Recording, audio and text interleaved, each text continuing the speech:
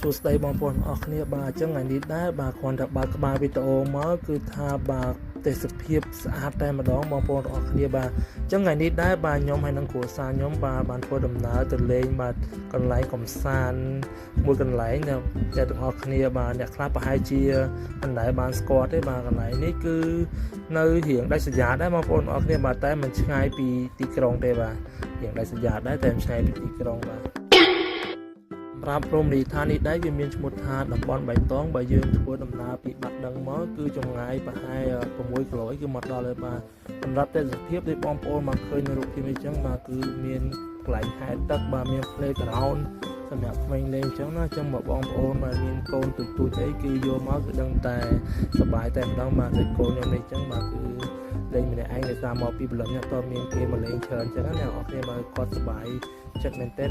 សម្រាប់លេង playground ហ្នឹងគឺគេយកតាមម្នាក់ 3000 អ្នកនរគ្នាហើយបើយើងជួលសុំជើងគឺ1500ទៅលើទៀតអញ្ចឹងណាហើយក៏ដូចជាអាងហែលទឹកគេហ្នឹងគឺក្មេងៗក៏គេយកតាមរៀលដែរអញ្ចឹងគឺថាតម្លៃប៉ុណ្ណឹងគឺសមរម្យមែនទែនអ្នកនរគ្នាហើយកន្លែងគេគឺស្អាតគឺ clean ល្អអញ្ចឹងអាងទឹកគេអីគឺទឹកថ្លាហើយអត់មានសម្រាមមានអីទេអ្នកនរគ្នា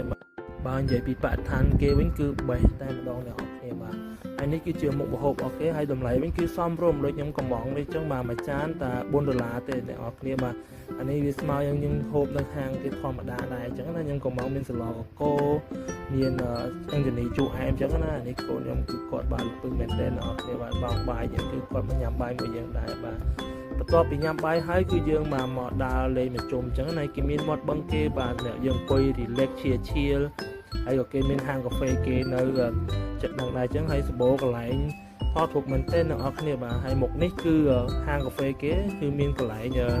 គេជីទាទឹកមានអីទៀតអញ្ចឹងណាអ្នកនរគ្នាចង់ជីទាចង់ជាទូកអីចឹងគេមានសម្រាប់យើងផងដែរហើយក៏គេមានជា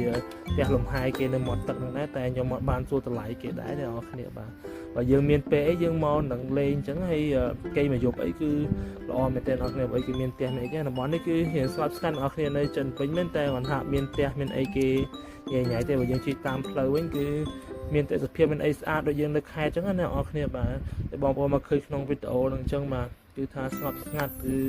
ទេសភាពវិញគឺស្អាតដូចយើងលក្ខណៈថានៅរមណីយដ្ឋានឆ្ងាយអញ្ចឹងណាអ្នកនរគ្នាបាទខ្ញុំចូលចិត្តមកលក្ខណៈអញ្ចឹងមានហាងកាហ្វេហើយមានទេសភាពមានអីមើលលក្ខណៈស្ងប់ស្ងាត់អញ្ចឹងណាអ្នកនរគ្នាបាទនេះទូគេអ្នក